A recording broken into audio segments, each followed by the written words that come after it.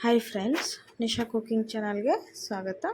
ಇವತ್ತು ನೋಡ್ರಿ ನಾನು ಪಾಲಕ್ ಸೊಪ್ಪಿನ ಚಪಾತಿ ಮಾಡೋದನ್ನು ತೋರಿಸ್ತಾ ಇದ್ದೀನಿ. ಫೈಬರ್ ರಿಚ್ ಮತ್ತು ನಾರಿನಂಶ ಜಾಸ್ತಿ ಇರುವಂಥದ್ದು ಇದು ಪಾಲಕ್ ಸೊಪ್ಪು. ಇದು ಚಪಾತಿ ಮಾಡೋದನ್ನು ನೋಡ್ಕೊಂಬರ್ರಿ. ಇಲ್ಲಿ ನಾನು ಒಂದು ಬೌಲ್ನಷ್ಟು, ದೊಡ್ಡ ಬೌಲ್ನಲ್ಲಿ ಒಂದು ಬೌಲ್ನಷ್ಟು ಗೋಧಿ ಹಿಟ್ಟನ್ನು ತೊಗೊಂಡಿದ್ದೀನಿ. ಆಮೇಲೆ ಒಂದು ಕಟ್ಟು ಪಾಲಕ್ಕನ್ನು ಈ ಥರ ಬಿಡಿಸಿ ಇಟ್ಕೊಂಡಿದ್ದೀನಿ. ಅದರದ್ದು ಎಲೆ ಅಷ್ಟೇ ತೊಗೊಳ್ರಿ.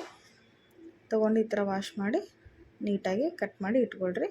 ಇಲ್ಲಿ ನೋಡ್ರಿ ನಾನು ಬಾಂಡೆಯಲ್ಲಿ ನೀರನ್ನು ಬಿಸಿ ಮಾಡೋಕೆ ಇಟ್ಟಿದ್ದೀನಿ. ಇವಾಗ ಪಾಲಕ್ ಸೊಪ್ಪನ್ನು ನಾನು ಬೇಯಿಸ್ಕೋಬೇಕು. ಹಾಗಾಗಿ ನೋಡ್ರಿ ಈ ಥರ ಸಣ್ಣಗೆ ಸ್ವಲ್ಪ ಹೆಚ್ಚಿಟ್ಕೊಂಡು ಇಟ್ಕೊಳ್ರಿ, ಬೇಗ ಕುದಿಯುತ್ತೆ. ಇವಾಗ ನೀರು ಬಿಸಿ ಆಗ್ತಾಯಿದೆ. ಇದಕ್ಕೆ ಪಾಲಕ್ ಸೊಪ್ಪನ್ನು ಹಾಕಿ ಒಂದೆರಡು ಕುದಿನ ಕುದಿಸ್ಕೊಳ್ರಿ, ಅಂದರೆ ಅದರದ್ದು ಹಸಿ ಸ್ಮೆಲ್ ಹೋಗುತ್ತೆ.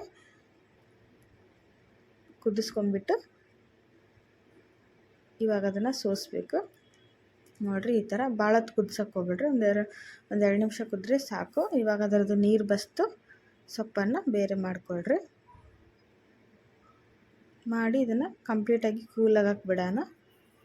ನೀರು ಬಸ್ಬಿಟ್ಟು ಕಂಪ್ಲೀಟಾಗಿ ಇಲ್ಲಿ ಕೂಲಾಗಿದೆ ನೋಡಿರಿ.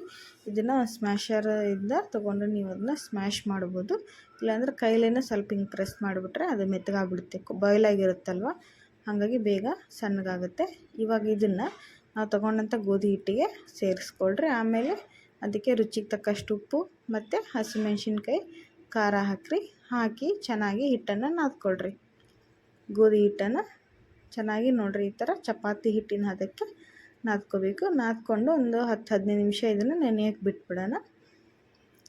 ನೆನೆದ ಮೇಲೆ ನೋಡಿರಿ ಈ ಥರ ಚಪಾತಿ ಉಳ್ಳೆಗಳನ್ನು ಮಾಡಿಕೊಂಡು ಲಟ್ಟಿಸ್ಕೋಬೇಕಾಗುತ್ತೆ. ನೀವು ಎಣ್ಣೆ ಹಚ್ಚಾದರೂ ಲಟ್ಟಿಸ್ಕೋಬೋದು. ನಾನಿಲ್ಲಿ ಹಿಟ್ಟು ಹಚ್ಚಿ ಲಟ್ಟಿಸ್ತಾ ಇದ್ದೀನಿ. ತುಂಬ ಟೇಸ್ಟಿಯಾಗಿ ಬರುತ್ತೆ ಚಪಾತಿ. ಇದು ಎಲ್ಲದ್ರ ಜೊತೆ ಒಳ್ಳೆ ಕಾಂಬಿನೇಷನು. ನೋಡಿರಿ ಈ ಥರ ಮೇಲೆ ಎಣ್ಣೆ ಹೋಗ್ಬಿಟ್ಟು ಇದ್ರ ಮೇಲೆ ಸ್ವಲ್ಪ ಗೋಧಿ ಹಿಟ್ಟನ್ನು ಉದುರಿಸ್ರಿ, ಅಂದರೆ ಲೇಯರ್ ಆಗಿ ಚೆನ್ನಾಗಿ ಬರುತ್ತೆ. ನಾನಿಲ್ಲಿ ಟ್ರಯಾಂಗಲ್ ಶೇಪ್ನಲ್ಲಿ ಮಾಡ್ತಾಯಿದ್ದೀನಿ. ಮೂಲೆ ಚಪಾತಿ ಅಂತ ಹೇಳ್ತೀವಲ್ಲ, ಅದನ್ನು ಮಾಡ್ತಾಯಿದ್ದೀನಿ. ಹಂಗಾಗಿ ಮೇಲೆ ಸ್ವಲ್ಪ ಹಿಟ್ಟು ಉದುರಿಸಿ ಮಡಿಚಿಬಿಟ್ಟು ನೀಟಾಗಿ ಲಟ್ಟಿಸ್ಕೊಂಡು ಬೇಯಿಸ್ಕೊಂಡ್ರೆ ಪಾಲಕ್ ಚಪಾತಿ ರೆಡಿ. ಇವಾಗ ನೋಡಿರಿ ನಾನು ಲಟ್ಟಿಸ್ತಾಯಿದ್ದೀನಿ. ಈ ರೀತಿ ಅಡ್ಜಸ್ಟ್ನೆಲ್ಲ ಫಸ್ಟು ಲಟ್ಟಿಸ್ಕೊಂಡ್ಬಿಟ್ರೆ ರೌಂಡ್ ಶೇಪ್ನಲ್ಲಿ ಚಪಾತಿ ಈಸಿಯಾಗಿ ಬರುತ್ತೆ. ನಿಮಗೆ ಈ ಚಪಾತಿ ರೆಸಿಪಿ ಇಷ್ಟ ಆಗುತ್ತೆ ಅಂದ್ಕೊಂಡಿದ್ದೀನಿ ಫ್ರೆಂಡ್ಸ್. ಇಷ್ಟ ಆದರೆ ನಮ್ಮ ನಿಶಾ ಕುಕಿಂಗ್ ಚಾನಲ್ಗೆ ಸಬ್ಸ್ಕ್ರೈಬ್ ಮಾಡಿರಿ. ಆಮೇಲೆ ನಿಮ್ಮ ವಿಡಿಯೋನ ಸ್ಕಿಪ್ ಮಾಡದೆ ನೋಡಿರಿ, ನಿಮ್ಮ ಫ್ಯಾಮಿಲಿ ಫ್ರೆಂಡ್ಸ್ ಜೊತೆ ಶೇರ್ ಮಾಡಿಕೊಳ್ರಿ.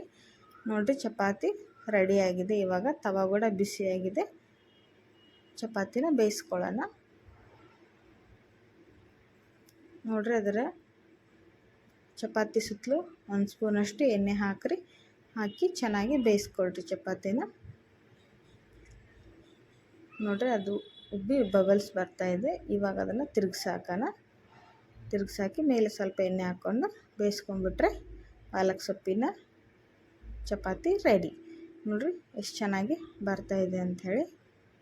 ಇದೇ ರೀತಿ ಎಲ್ಲ ಚಪಾತಿಗಳನ್ನು ನೀವು ಲಟ್ಟಿಸ್ಕೊಂಡು ರೆಡಿ ಮಾಡಿಕೊಂಡ್ರೆ ಲಂಚ್ ಬಾಕ್ಸಿಗೆ, ಬೆಳಗ್ಗಿನ ಬ್ರೇಕ್ಫಾಸ್ಟಿಗೆ ಫೈಬರ್ ಅಂಶ ಇರುವಂಥ ಪಾಲಕ್ ಸೊಪ್ಪಿನ ಚಪಾತಿ ರೆಡಿ ಆಗುತ್ತೆ ಫ್ರೆಂಡ್ಸ್.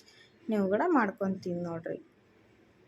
ಇಷ್ಟ ಆಗುತ್ತೆ ಅಂದ್ಕೊಂಡಿದ್ದೀನಿ. ನೋಡಿರಿ ಚಪಾತಿ ಈಗ ಬೆಂದಿದೆ.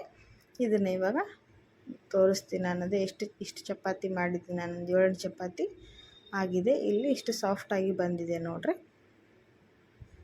ಇದನ್ನು ರೋಲಿಗೆ ಕೂಡ ನೀವು ಯೂಸ್ ಮಾಡ್ಬೋದು. ನಾನಿವತ್ತಿಲ್ಲಿ ಕ್ಯಾಪ್ಸಿಕಮ್ ಎಗ್ ಫ್ರೈ ಜೊತೆ ನಾನು ಚಪಾತಿನ ಸರ್ವ್ ಮಾಡ್ತಾಯಿದ್ದೀನಿ. ತುಂಬ ಟೇಸ್ಟಿಯಾಗಿರುತ್ತೆ ಇದ್ರ ಕಾಂಬಿನೇಷನ್ನು. ಆಲ್ರೆಡಿ ನಾನು ಪಲ್ಯ ರೆಸಿಪಿನ ಶೇರ್ ಮಾಡಿದ್ದೀನಿ ನಿಮ್ಮ ಜೊತೆ ವಿಡಿಯೋನ.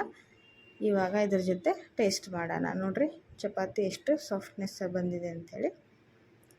ಇದ್ರ ಜೊತೆ ನಾವು ಇವಾಗ ಟೇಸ್ಟ್ ಮಾಡಿ ನೋಡ್ತೀನಿ ಫ್ರೆಂಡ್ಸ್ ಹೇಗಿದೆ ಅಂಥೇಳಿ.